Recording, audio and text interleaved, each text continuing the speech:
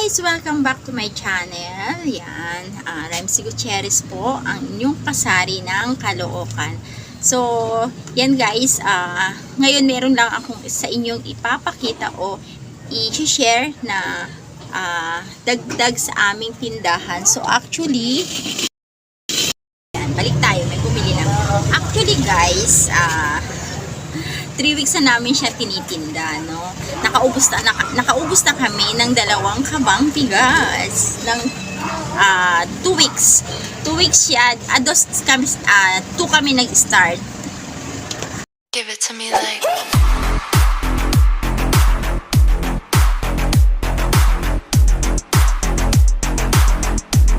Yan guys, yung aking bagong dagdag sa tindahan, yan. O bigas. So, meron akong 4 na klase ng bigas. Ayan. So, actually, 3 weeks na akong nagtitinda ng bigas. So, nakaubos na ako ng isang sakong bigas. No? Nakaubos na kami ng isang sako. So, yung pinaka mabili is yung 39 at saka yung 40. Yan. Nakaubos na kami ng isang 39 at saka isang 40. No, ayan. Ito yung panibago, isang 39, tsaka ito yung 40, then ito yung aking 36, at yung aking Kokopanda na tig 50. So, ayan. Ayan ang aking bagong pinagkakakitaan, no? Dagdag sa aming tindahan, bago namin pinagkakakitaan. So, yan yung aking, kumbaga ito yung pinaka, parang talagang gustong-gusto ko maidagdag sa tindahan namin. Yung bigasan, no? Kaya masaya ako at naidagdag na namin tong bigasan na to sa aming tindahan. Ayan guys, no? Nakakatuwa kasi kahit papano, mabilis din yung, mabilis din siya maubos. Hindi naman siya ganun katal, no? Halos yung yung naubos naming 39 at saka 40 is, ano siya, 2 weeks lang siya. 2 weeks lang siyang inabot, no? Kaya tapos ito na naman siya, ayan. Pakalahati na naman yung yung 30 at saka yung 39 at saka yung 40, no?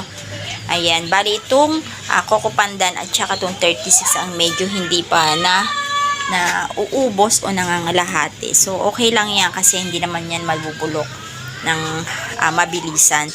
So, ayan guys, to nakakatuwa dahil nga masaya ako't nadagdag na ito sa aming tindahan. So, balik tayo guys, no? Actually, 3 weeks na namin siyang tinitinda, no? April 2 kami bumili, then nakaubos na kami ng isang kabang bigas, then yung pinakita ko nga sa inyo is magkakalahati na naman yung dalawa, yung 39 at 40, no? Bali, bumili kami nung una naming bili is 3 kabang bigas, ayan. Then, nasundan kami ng 2 kasi nga nakaubos na kami ng isang kaban. Sunundan na namin ng 2 kaban. Yan. So, ngayon, maganda naman yung bentahan kasi yun, kahit na pa ilan-ilan lang sa isang araw, may pa ilan-ilan din bumibili ng 10 kilo. At kumbaga, nakikilala na nila o nalalaman na nila may tinda kaming bigas. So, okay na yung ganong benta. So, kasi hindi kami nakapaglagay, kumbaga hindi namin dito nakalagay sa harapan ng tindahan, nandun siya sa loob ng sa may tabi ng rep, kasi dito wala siyang pwesto wala kami pwestuhan dito kasi nga medyo masikip talaga. Maliit lang kasi itong tindahan ko guys, no, mga kasari, maliit lang to talagang, as in mula dito ilang di pa lang, no, isa't kalahating di pa lang kung hindi ka pupunta dito sa may hallway. Kasi may hallway kami dito. Yan, may hallway kami dito. Kaya papunta dun sa bahay namin. So, ito lang yung nagiging extension ng aming tindahan. So, ito, isa't kalahati hindi pa lang. Mula dito sa may bintana ng aking tindahan. Ayan. Ayan. Mula dito, may kalahati hindi pa pa. Mula dito sa lagayan ko ng mga dilata. So, maliit lang itong tindahan ko. Ayan. Pag ganito naman, 2 di pa lang. So, maliit lang talaga. Limit lang. Tapos, hindi mo pwedeng lagyan itong pinaka-gitna kasi nga, bukod sa may bata kami, may almusalan kami. So, kailangan namin ng medyo maluwag na lakarin Yan, kasi pagka sa almusal, hindi ka pwedeng hindi masyadong gumalaw. Kasi dito yung lagayan namin yung palabok dito. Meron siyang talagang pwesto dito kasi hindi naman siya pwede dito sa harapan nakasama ng mga kaldero. Kasi nga, sauce lang yung aming nilalagay doon. Then nandito yung noodles niya, no? Yun ang ano namin, kaya hindi pwedeng lagyan ng paninda rito sa may bandang babang to. So talaga masikip. Kahit gusto namin siya pataasan o paano, hindi po pwede kasi madadamay kasi yung, kumbaga mahihirapan kami tas kasi nga, iisa lang yung bubong ng bahay namin ng hipag ko at saka yung sa amin, saka yung tindahan. So magkakadikit kasi yung bahay namin dito, isang compound, magkakadikit yung bubong. So hindi po pwedeng talagang kahit gusto mong ipataas or baguhin yung style ng tindahan, hindi po pwede. Yan. Tsaka isa pa guys, wala pa tayong pampaayos ng tindahan kaya muna tayo, tiis-tiis muna tayo sa maliit na tindahan, no.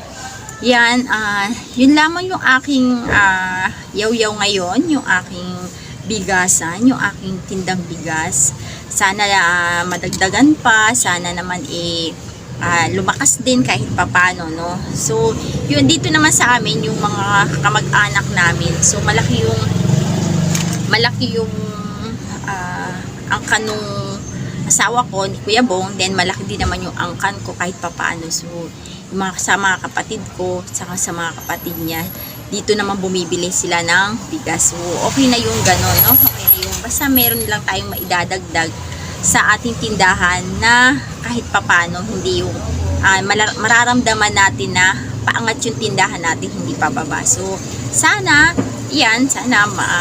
maging tuloy-tuloy na yung pagtitinda natin ng bigas. So at madagdagan pa ng kung ano-ano pa yung pwede natin maitinda. So yun lamang guys ang aking yaw-yaw today. Ayan, today is Wednesday ba ngayon? Kasi kahapon pala Tiangge. Nagtiangge ako kahapon, so bumili uli ako ng tinapay at saka mga candies, yan. So then kahapon din namili rin ako ng iba konting alak, yan. Yun lang naman ang aking ganap kahapon. So maganda rin pa rin naman yung ating bentahan kahit papano. So nakakota pa rin naman tayo, no, kahit papano.